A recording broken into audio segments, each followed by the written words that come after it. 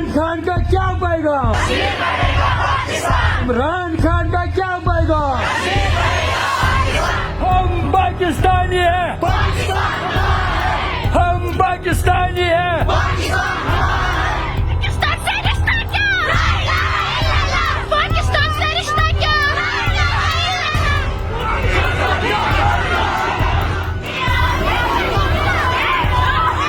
सत्रह 18 साल उम्र है बस। ये छोटा बच्चा अभी खास मैट्रिक तक पढ़ा हुआ है। इसको तो सिर्फ 19 दिन हो गए यहाँ से घर से गए हुए हैं।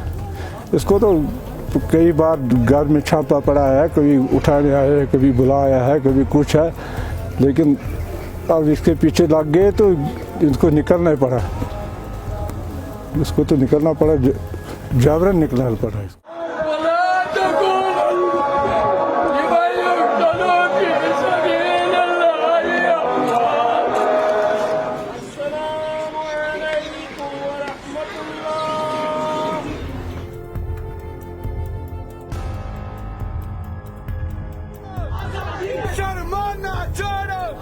पाँच अगस्त से जो यहाँ पाबंदी आयद की गई है, फौज रात को छापा डालती है और लोग लड़कों को उठा लेती है, इसलिए हम लोग जो है वो सहमे हुए हैं, डरे हुए हैं।